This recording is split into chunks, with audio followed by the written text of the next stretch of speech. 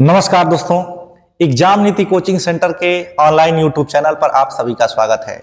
दोस्तों, आज हम लोग एक नई श्रृंखला की शुरुआत करने वाले हैं। भारतीय इतिहास, संपूर्ण भारतीय इतिहास आपको इसी यूट्यूब चैनल पे पढ़ाया जाएगा।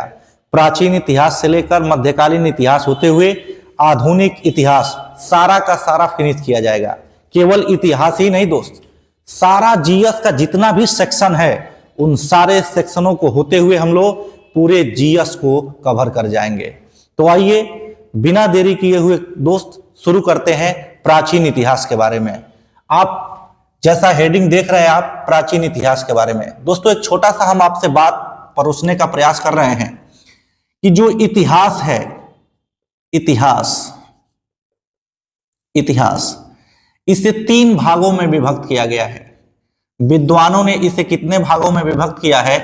तो इसे 3 भागों में विभक्त किया गया है। कौन कौन से 3 भाग हैं? तो एक है आपका प्राचीन इतिहास, एंशिएंट हिस्ट्री, प्राचीन इतिहास। एक है आपका प्राचीन इतिहास। दूसरा जो है दोस्त वो आपका है मध्यकालीन इतिहास, मध्यकालीन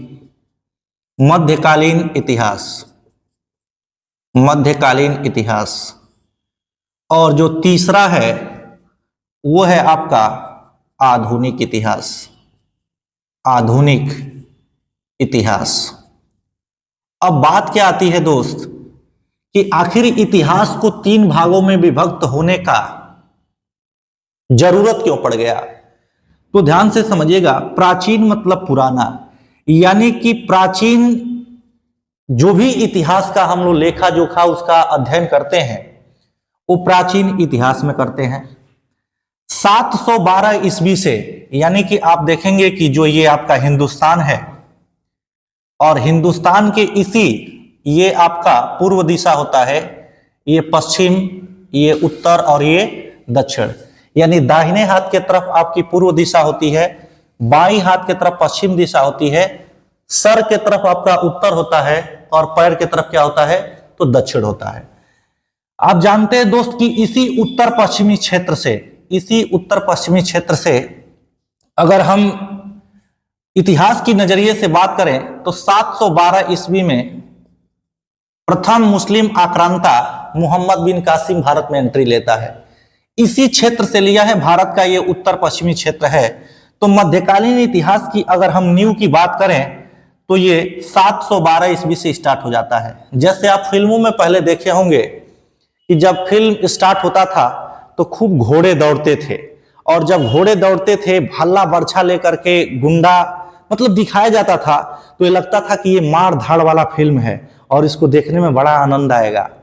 दोस्तों, कहीं ना कहीं भारतीय राजाओं और मुस्लिम आक्रांताओं के बीच जो गतिरोध की स्थिति और युद्ध का जो भारत मैदान बना है उसी का वर्णन हम लोग मध्यकालीन इतिहास में करते हैं। आगे दोस्त हम लोग देखते हैं आधुनिक इतिहास। आधुनिक इतिहास में क्या देखते हैं? तो ये एक तरीके से आजादी का पूरा संघर्ष है, यानी कि गुलामी की जंजीरों से, गुलामी की बेड़ियों से हम लोग कैसे आजाद हुए, इन सब सारे तथ्यों का समावेश आधुनिक इतिहास में हम लोग को पढ़ने को मिलता है। तो दोस्त, अगर हम ये आपसे वादा किए हैं कि क्रमबद्ध तरीके से लेकर के चलने का हम प्रयास करेंगे हिस्ट्री को, तो उसमें हम शुरुआत करेंगे प्राचीन इतिहास से। कई टीचर स्टूडेंट सोचते हैं कि सर यहां से स्टार्ट कर दिया जाए, आधुनिक इतिहास से ज्यादा क्वेश्चन बनता है।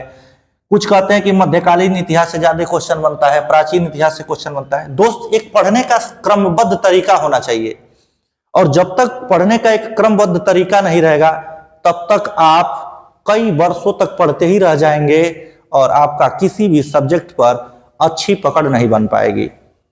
तो बस आप ये जानिएगा दोस्त, और आपसे वादा करते हैं दोस्त कि आपकी भाषा में पूरे जीएस के सेक्शन को मैं पढ़ाने वाला हूं। आप तुलना करिएगा, अगर अच्छा लगेगा तो ही देखिएगा, नहीं करिएगा डिसलाइक मार के चले जाइएगा। मैं कुछ कहने वाला नहीं हूं, लेकिन आप विश्वास करिएगा कि इसी व्हाइट बोर्ड से और इसी मार्कर से आपको ऐसा मटेरियल हम परोसने का प्रयास करेंगे जिसको पा करके आप हमसे एकदम आंतरिक तरीके से जुड़ जाएंगे। ये हमारा पूरा विश्वास है दोस्त कि आप पूर्ण रूप से हमसे जुड़ने वाले हैं। तो बिना देरी किए हुए दोस्त आइए शुरू करते हैं। इतना तो आप समझ गए होंगे कि इतिहास को 3 भागों में बांटा गया है, प्राचीन इतिहास, दूसरा मध्यकालीन इतिहास और तीसरा आधुनिक इतिहास। और जो पढ़ने वाले हैं हम लोग प्राचीन इतिहास के बारे में। आज का हम लोग का जो टॉपिक रहेगा, पूरा अभी ये श्रृंखला चलेगी प्राचीन इतिहास का, यानी कि पाषाण काल, सिंधु घाटी की सभ्यता, वैदिक काल, जैन धर्म, बौद्ध धर्म और महाजनपद होते हुए पूरा फिनिश करने वाले हैं हम लोग भारतीय प्राचीन इतिहास को। तो आइए दोस्त शुरू करते हैं प्राचीन इतिहास।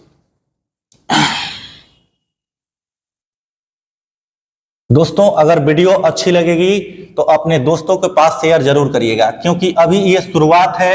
एग्जाम नीति जो ये यूट्यूब चैनल है ये अभी शुरुआत है, और आपका सहयोग थोड़ा सा अगर मिले तो इस पे अच्छे अच्छे टीचरों को हम उतारने का प्रयास करेंगे। और आप जानते हैं कि जो ये वीडियो शूट हो रही है ये एग्जाम नीति कोचिंग सेंटर के ऑफलाइन स्टूडियो से ये वीडियो शूट हो रहा है, जो देवरिया जनपद में पड़ता है। तो दोस्त इतिहास, प्राचीन इतिहास ध्यान से समझिएगा। अब इसको हम रिटन फॉर्म में आपको पढ़ाने का प्रयास कर रहे हैं कि स्रोत के आधार पर, ध्यान से समझिएगा दोस्त, स्रोत के आधार पर आप भी कॉपी और पेन लेकर के बैठिएगा। हमारे वीडियो को कॉपी और पेन लेकर के ही अगर आप लेकर के देखते हैं तो बड़ा अच्छा लगेगा, क्योंकि हम आपके भाषा में पढ़ाते हैं। आपको पुनः एक बार इस वीडियो को और देख लेंगे और रिटर्न कर लेंगे तो जिंदगी के लिए तैयार हो जाएगा। स्रोत के आधार पर, स्रोत के आधार पर प्राचीन इतिहास को, प्राचीन इतिहास को 3 भागों में बांटा गया है। 3 भागों में बांटा गया है, यानी कि स्रोत के आधार पर प्राचीन इतिहास को 3 भागों में बांटा गया है। ये कौन कौन से 3 भाग हैं दोस्त? तो इसको हम लोग देखते हैं कि प्राचीन इतिहास को जो 3 भागों में बांटा गया है वो इसकी जरूरत क्या पड़ गई और क्यों बांटा गया है। तो इसके जो 3 पार्ट हैं उसमें पहला पार्ट है प्रागैतिहासिक काल। प्रागैतिहासिक काल यानी कि प्राचीन इतिहास का जो पहला कालखंड है वो प्रागैतिहासिक काल है। दूसरा जो है वो आद्य ऐतिहासिक काल है, आद्य ऐतिहासिक काल, आद्य ऐतिहासिक काल। दूसरा जो पार्ट है आद्य ऐतिहासिक काल, और तीसरा जो पार्ट है दोस्त वो ऐतिहासिक काल है। ऐतिहासिक काल, ऐतिहासिक काल। इन 3 पार्टों में प्राचीन इतिहास को बांटा गया है।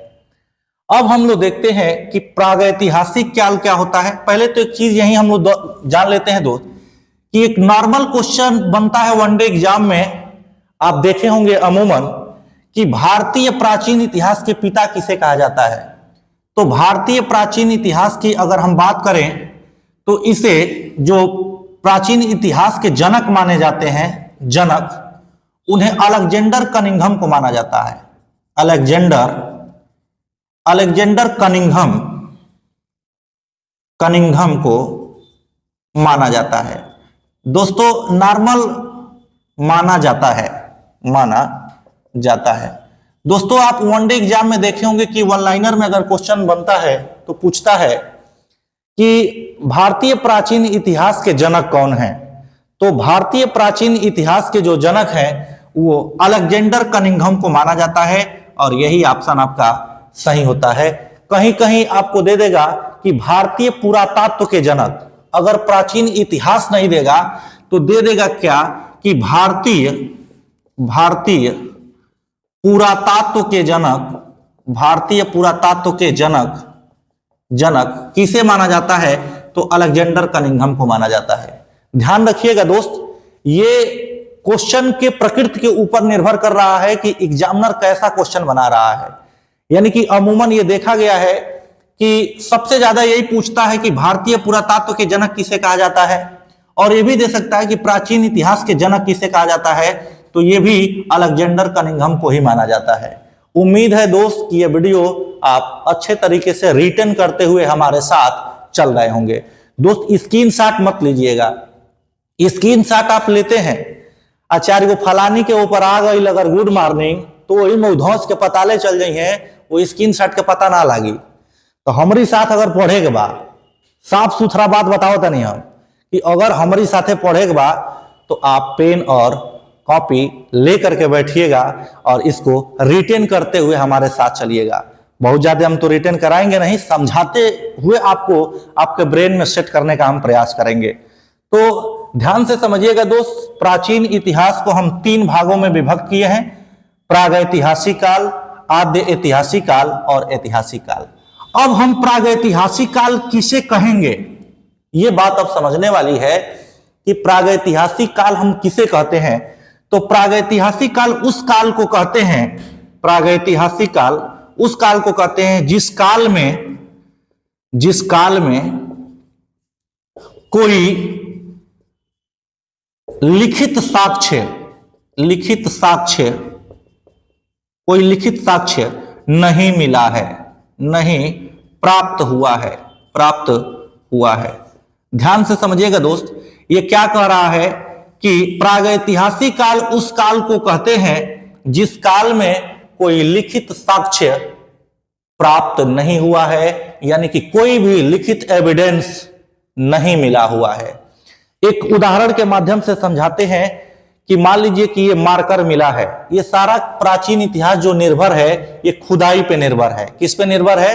पूरा आपका प्राचीन इतिहास लगभग अगर हम देखें तो 70% प्राचीन इतिहास आपका खुदाई पर निर्भर है। खुदाई से प्राप्त अवशेषों के आधार पर ही हम प्राचीन इतिहास की बात करते हैं। 70% खुदाई पे आश्रित है पूरा प्राचीन इतिहास। दोस्त ये बात समझने वाली है, इस मार्कर के माध्यम से हमको आपको बताने का प्रयास करेंगे कि खुदाई में मार्कर तो मिला है, हाथ में यही है तो इसी का उदाहरण हम देंगे कि ये मार्कर आपको खुदाई में मिला है, लेकिन इस पे कुछ लिखा उखा नहीं है। अर्थात एक नजरिए से और आप इसका डिफिनेशन दे सकते हैं प्रागैतिहासिक काल का कि खुदाई में वस्तु तो मिला है लेकिन कोई लिखित साक्ष्य, कोई लिखित एविडेंस नहीं मिला है। तो आप इसको शॉर्ट फॉर्म में हम लिख दिए हैं कि जिस काल में कोई लिखित साक्ष्य नहीं प्राप्त हुआ है उस काल को हम लोग प्रागैतिहासिक काल के नाम से जानते हैं। उस वस्तु को प्रागैतिहासिक काल में रखा जाता है।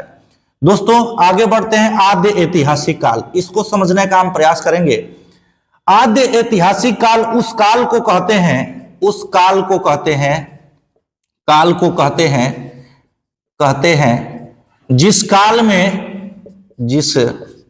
जिस काल में काल मतलब समय में, जिस काल में लिखित साक्ष्य तो प्राप्त हुआ है, लिखित साक्ष्य तो प्राप्त हुआ है लेकिन अपठनीय है,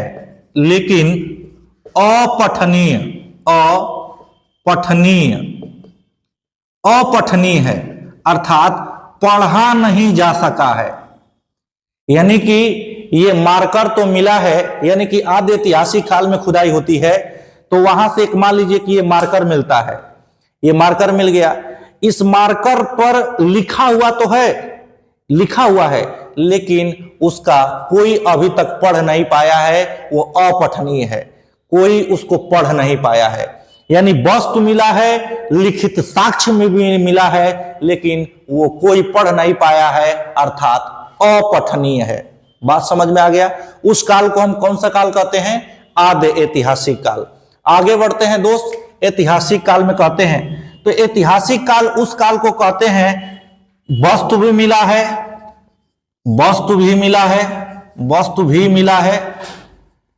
लिखित साक्ष्य भी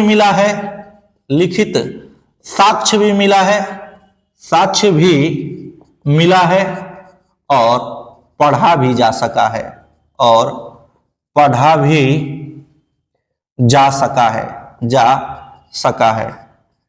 ध्यान से समझिएगा दोस्त, अर्थात ये मार्कर भी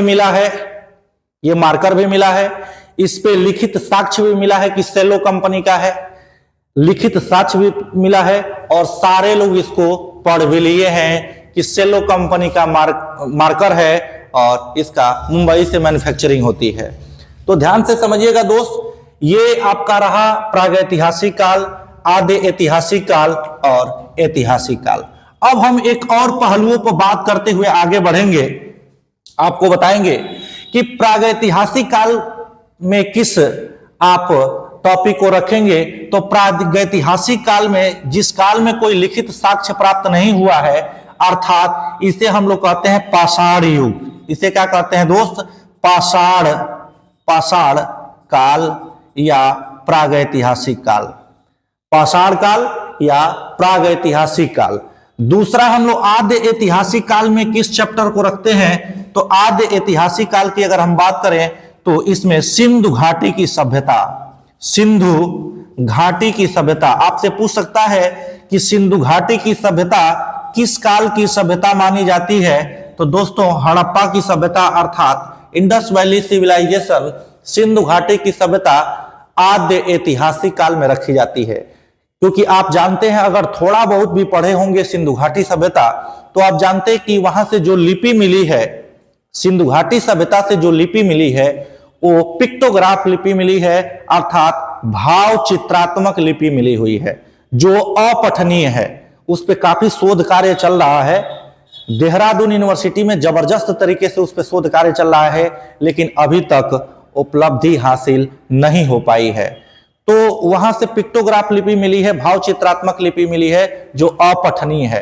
तो जब अपठनीय है तो उस चैप्टर को हम किस काल में रखेंगे? तो आद्य ऐतिहासिक काल में रखेंगे। वही अगर हम वैदिक सभ्यता लेते हैं, ऐतिहासिक काल की अगर बात करें तो इसमें कौन सा हम चैप्टर लेंगे? तो वैदिक सभ्यता। वैदिक सभ्यता, ये वैदिक सभ्यता में लिखित साक्ष्य भी मौजूद हैं और सारे लोग पढ़ भी लिए हैं। क्योंकि आप जानते हैं दोस्त कि वैदिक सभ्यता में ही सारी वेदों की रचना की गई। जो चार हम लोग के वेद हैं, ऋग्वेद, सामवेद, यजुर्वेद और अथर्ववेद, इन चार वेदों की रचना जिस काल में हुई उसी काल को हम लोग वैदिक काल के नाम से जानते हैं। उम्मीद है दोस्त कि ये वीडियो आप अच्छे तरीके से रिटेन कर रहे होंगे। तो जर्गेनस जॉनसन ने 1820 ईस्वी में, ध्यान रखिएगा दोस्त, इसी बात को, जर्गेनस जॉनसन एक बहुत बड़े इतिहासकार हैं। 1820 ईस्वी में जर्गेनस जॉनसन नाम के एक बहुत बड़े इतिहासकार थे। 1820 ईस्वी में इसे कहे हैं, ध्यान से समझिएगा, प्रागैतिहासिक काल को जर्गेनस जॉनसन, ये इंपोर्टेंट में आप कर लीजिएगा दोस्त, इंपोर्टेंट में ये पूछा हुआ क्वेश्चन है कि 1820 ईस्वी में जर्गेनस जॉनसन ने प्रागैतिहासिक काल को कहा कि ये पाषाण युग है। ये कौन सा युग है? तो पाषाण युग है, पाषाण युग। और वही आद्य ऐतिहासिक काल को वो कहे कि ये कांस्य युग है। कौन सा युग है? तो कांस्य युग है। ये ध्यान रखिएगा कि जर्गेनस जॉनसन ने प्रागैतिहासिक काल को पाषाण युग का नाम दिया और वही आद्य ऐतिहासिक काल अर्थात सिंधु घाटी सभ्यता की जो टाइमिंग है उसे कांस्य युग दिए। बात बिल्कुल जायज है कि जर्गेनस जॉनसन ने 1820 ईस्वी में क्यों इस बात को कहा कि ये कांस्य युग है। तो आप जब सिंधु घाटी सभ्यता पढ़ेंगे दोस्त तो उसमें देखेंगे कि सिंधु घाटी सभ्यता में जो सर्वाधिक धातुएं प्रयोग में लाई जाती थी वो कांसा धातु था। और कांसा धातु तांबा और टीन मिला करके, कौन सी दो धातु? तो तांबा और टीन मिला करके कांसा धातु बनता है। तो जो सर्वाधिक धातुएं इंडस वैली सिविलाइजेशन में प्रयोग में लाई जाती थी वो कांसा धातु था। और इसीलिए सिंधु घाटी सभ्यता का जो एक प्रचलित नाम है वो कांस्ययुगीन सभ्यता है। कौन सा सभ्यता? कांस्ययुगीन सभ्यता। तो जर्गेनस जॉनसन ने इसे आद्य ऐतिहासिक काल को कांस्य युग भी कहा है और ऐतिहासिक काल को लौह युग कहा है। कौन सा युग कहा है दोस्त? लौह युग। इस लौह युग क्यों कहा है कि आप जानते हैं कि सिंधु घाटी सभ्यता के लोग लोहा से अपरिचित थे। लोहा धातु को उनको ज्ञान नहीं था, लेकिन वैदिक सभ्यता में जब लोहे की खोज होती है तो एक क्रांति आ जाती है। अर्थात लोहे का जो अगर मूल रूप से देखा जाए उत्पत्ति तो वैदिक सभ्यता से मानी जाती है। और सर्वाधिक जो हथियार बने थे वैदिक सभ्यता के उत्तर वैदिक काल में, जिसकी टाइमिंग 1000 से 600 ईसा पूर्व है, उसके बीच की टाइमिंग में आप देखेंगे कि सर्वाधिक जो हथियार बने थे वो लोहा धातु से बने थे। तो इसीलिए वैदिक सभ्यता को जर्गेनस जॉनसन ने लौह युग की संज्ञा दी है। उम्मीद है दोस्त कि ये आप रिटेन करते हुए आगे बढ़ रहे होंगे। तो आइए हेडिंग डालते हैं हम लोग, प्रागैतिहासिक काल, स्टोन एज। दोस्त ये काफी छोटा यूट्यूब चैनल है और थोड़ा सा अगर हमारा उत्साहवर्धन आप चाहते हैं और अगर वीडियो आपको अच्छी लग रही हो तो आप एक प्यारा सा कमेंट जरूर करिएगा और हमारे वीडियो को अपने दोस्तों के पास जो Uttar Pradesh police, SSC, GD, SSC, तमाम जो वनडे एग्जाम प्रतियोगिक परीक्षाओं का तैयारी कर रहे होंगे उनके पास हमारी वीडियो जरूर भेजिएगा, क्योंकि आपके जनपद देवरिया से वीडियो शूट हो रही है। आपका भी कर्तव्य है कि एक छोटा यूट्यूब चैनल को थोड़ा सा बड़ा यूट्यूब चैनल बनाने में अपनी भूमिका जरूर दें, क्योंकि जब राम सेतु बन रहा था, भगवान राम के जाने के लिए जब राम सेतु बन रहा था तो एक गिलहरी भी जा करके और पानी में जाती और डूब करके ऐसे गीला अपना शरीर कर लेती और बालू में आकर के अपने शरीर पे बालू लपेट करके और जा करके उसमें गिराती, यानी उस गिलहरी का भी योगदान था। तो दोस्त छोटे छोटे चीज से मिल करके एक बड़े चीज का निर्माण होता है। आइए हेडिंग डालते हैं हम लोग, प्रागैतिहासिक काल, प्रागैतिहासिक, प्रागैतिहासिक, प्रागैतिहासिक काल, प्रागैतिहासिक काल। अब यहां बात आती है दोस्त, यहीं से स्टार्टिंग पॉइंट हम लोग मानेंगे। प्रागैतिहासिक काल के जनक कौन हैं? प्रागैतिहासिक काल के जनक, जनक कहिए या पिता कहिए, तो ये हैं Robert Bruce foot, Robert Bruce, Robert Bruce foot. Robert Bruce foot ने 1863 ईस्वी में, 1863 ईस्वी में प्रागैतिहासिक काल की खोज की थी, प्रागैतिहासिक काल को सुर्खियों में लाया था। और प्रागैतिहासिक काल ध्यान से समझिएगा, जो स्टोन एज है दोस्त, उसे हम लोग 3 भागों में बांटते हैं।